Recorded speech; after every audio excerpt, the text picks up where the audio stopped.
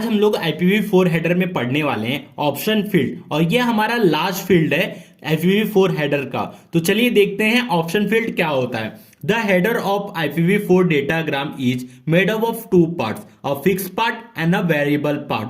देखिए जो हमारा IPv4 का हेडर है वो दो पार्ट में डिवाइड है, एक फिक्स पार्ट का, एक वेरिएबल पार्ट का। The fix part is 20 byte long and variable part that can be maximum of 40 bite.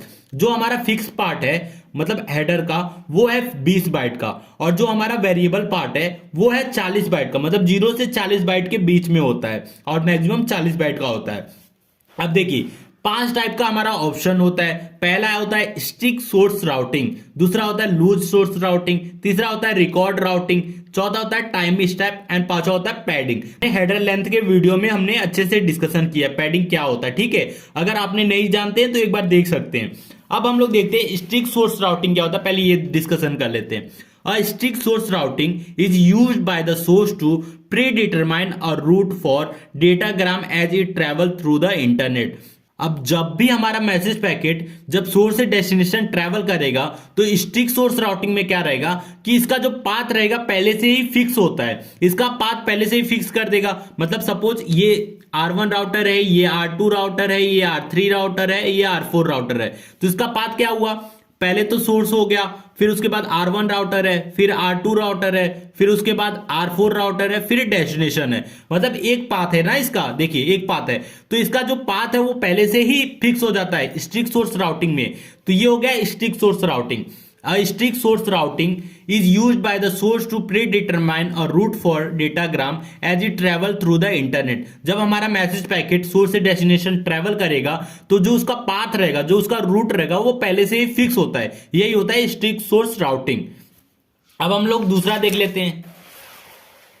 अब हमारा दूसरा है लूज सोर्स राउटिंग। तो लूज सोर्स राउटिंग क्या होता है? Loose source routing option is similar to the stick source routing but it is less rigid. Each router it list must visited but the datagram can visited other router as well, other route as well. तो loose source routing क्या होता है? जब हमारा message packet source से destination तक travel करता है तो इसके बीच में देखिए स्टिक में क्या होता है, उसका पाथ फिक्स होता है, लेकिन जो लूज सोर्स राउटिंग रहेगा उसमें उसके पाथ फिक्स नहीं होगा, मतलब वो अपना भी पाथ फॉलो कर सकता है।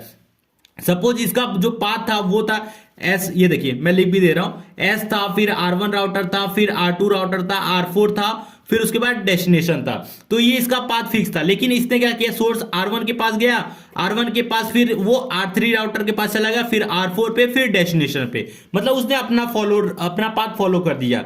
तो अगर ऐसे फॉलो करता है तो इसको बोलते हैं लूज सोर्स राउटिंग। अब हमारा है थर्ड, तीसरा रिकॉर्ड राउटिंग। तो रिकॉर्ड राउटिंग क्या होता है? A record route option is used to record the internet router that handle the datagram. It can list up to a router address. All the router are supposed to record their IP address on their IP packets. ये क्या बोल रहा है? जो हमारा IP packet होता है, IP packet का मतलब डेटा होता है।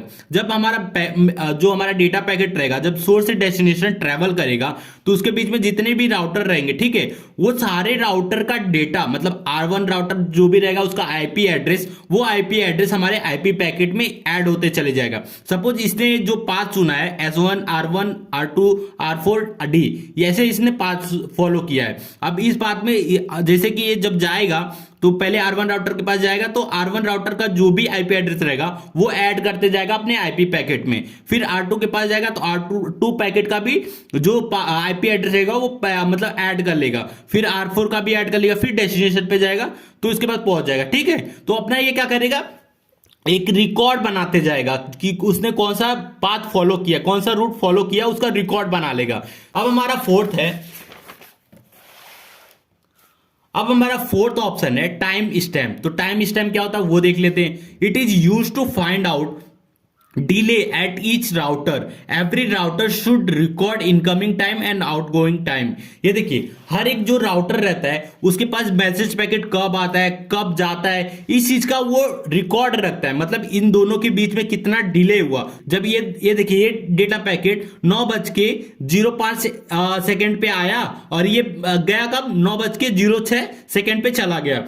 तो ये क्या होगा, इसके बीच का डिले कितना होगा, 0.01 सेकेंड। तो ये चीज क्या करेगा, राउटर अपने पास रखे रहेगा, और ये हमारे जो डेटा पैकेट आईपी पैकेट होते हैं उसके ऑप्शन फील्ड में भी रहता है, ठीक है। तो इसलिए it is use to find out delay at each router. ये ऑप्शन फील्ड क्या करेगा, जो राउटर के बीच में कितना डिले हुआ है ये भी टाइम स्टैम्प में स्टोर होगा। Every router should record incoming time and outgoing time, क्योंकि राउटर के पास इनकमिंग टाइम और आउटगोइंग टाइम रहता ही रहता है, ठीक है।